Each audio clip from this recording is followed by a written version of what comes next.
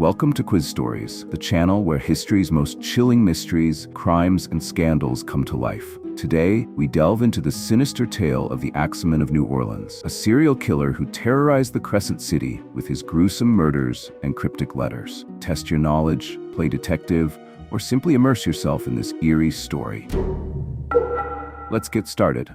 1. The Axeman of New Orleans terrorized the city between 1918 and 1919, attacking victims in their homes with an axe. His choice of entry was as chilling as his weapon of choice. He used A. Picking locks, B. Breaking windows, C. Chiseling out door panels.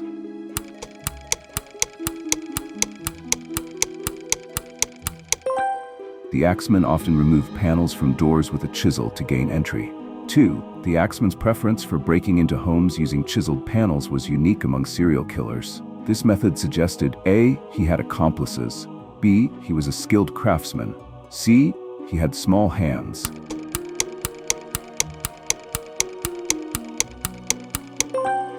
The precise nature of his break-ins suggested significant skill with tools. 3.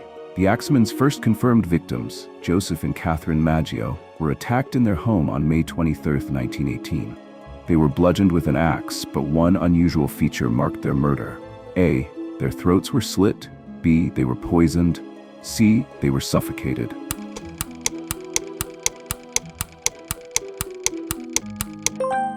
A chalk-written message referring to another murder was found near the crime scene. The message read, "Mrs. Maggio will sit up tonight just like Mrs. Tony." 4. Some researchers suggest the Axeman's spree may have started earlier with the attack on the Chiambra family in 1911. What was different about this case was that A. The victims were shot, B. The attack occurred in a public place, C. It was connected to a known local gang.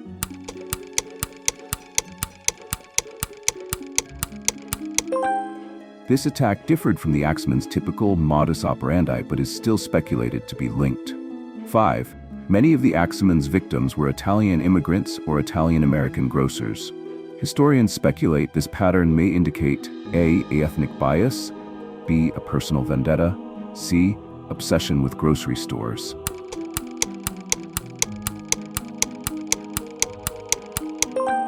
Italians, particularly Sicilians, were often viewed with suspicion and targeted due to their increasing prominence as grocers and business owners in early 20th century New Orleans. 6.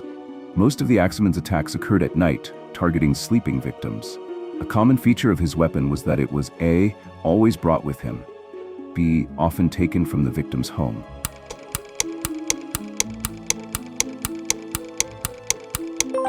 The Axeman frequently used axes found at his victims' properties. 7.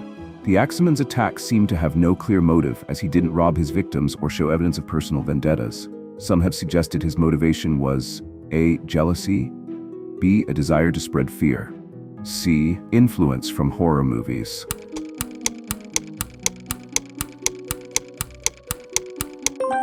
The lack of financial gain from the murders and the sheer brutality of the attacks suggest that instilling terror in the community was a significant motivation for the Axeman. 8. One of the Axeman's attacks occurred in the nearby town of Gretna, Louisiana, where the infamous serial killer struck the Cortimiglia family on March 10, 1919. This brutal attack involved the murder of their 2-year-old daughter, Mary.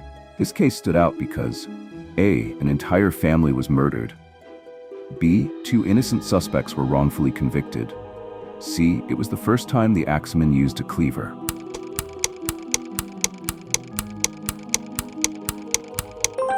The Cortimiglia family accused their neighbors, but evidence was later recanted, highlighting flaws in the investigation and the impact of fear on decision-making.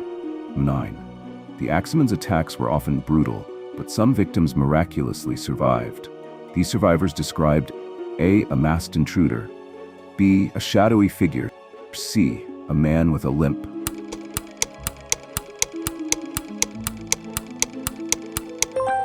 Survivors often reported seeing a shadowy, tall figure, sometimes dressed in black, fleeing the crime scenes. However, the descriptions were often vague, providing little help to investigators. 10. In one of the Axeman's attacks, survivor Harriet Lowe publicly accused a man named Louis Bassumer, despite conflicting evidence. What made this accusation controversial was the fact that A. Lowe and Bassumer were in a romantic relationship. B. Bassumer had an alibi supported by multiple witnesses. C. Lowe later admitted she could not recall the event clearly.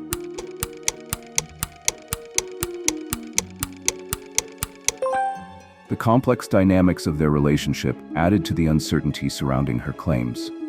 11. In his infamous letter, the Axeman claimed he loved jazz music. He warned he would spare anyone playing jazz loudly in their homes. The letter was sent to A. The Times-Picayune, B. The New York Times, C. The New Orleans Tribune.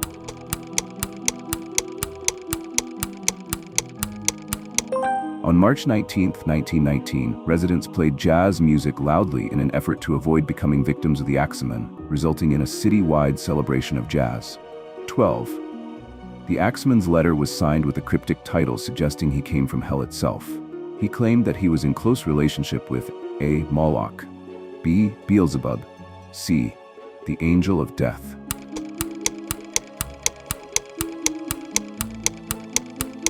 The Axeman claimed he was a spirit and a demon from the hottest hell, which contributed to the fear and mystique surrounding his identity.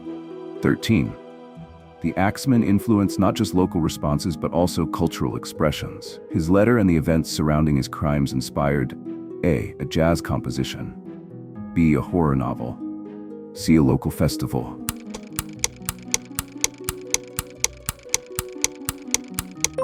In 1919, local tune writer Joseph John Davila wrote the song The Mysterious Axeman's Jazz, Don't Scare Me Papa, in response to the killer's infamous letter. 14. During the spree, local law enforcement faced numerous challenges due to A. Lack of forensic tools, B. Community unwillingness to cooperate, C. Political interference.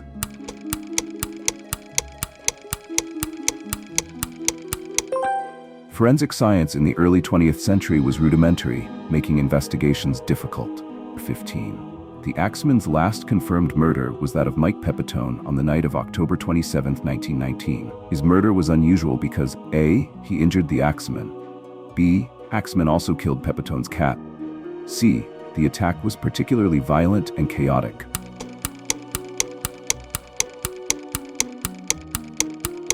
Blood spatter covered much of the room, even staining a painting of the Virgin Mary. 16. In the aftermath of Pepitone's murder, speculation grew that the Axeman, A. joined a local gang, B. moved to another city, C. changed identity.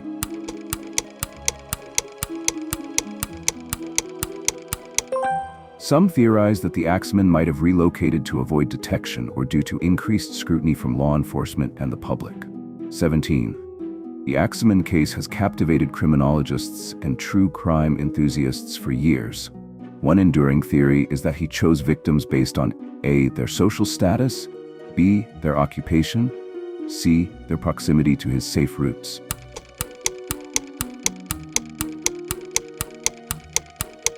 The Axeman seemed to select victims in areas he could quickly escape from, supporting this theory. 18. Over time, comparisons have been made between the Axeman and other famous serial killers, such as A. the Zodiac Killer, B. Jack the Ripper.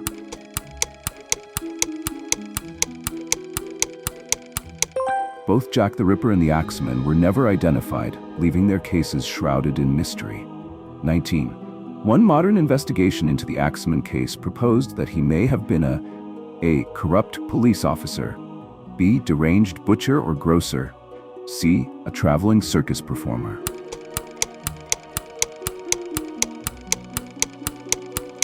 Some theorists speculate that the Axeman's use of axes could link him to professions involving sharp tools, and the precision of some injuries led to speculation about medical expertise. 20.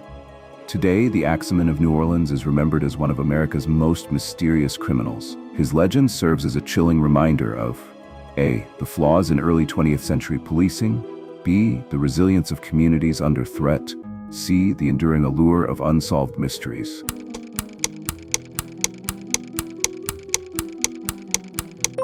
The case continues to fascinate and terrify, embodying the intrigue of unsolved crime.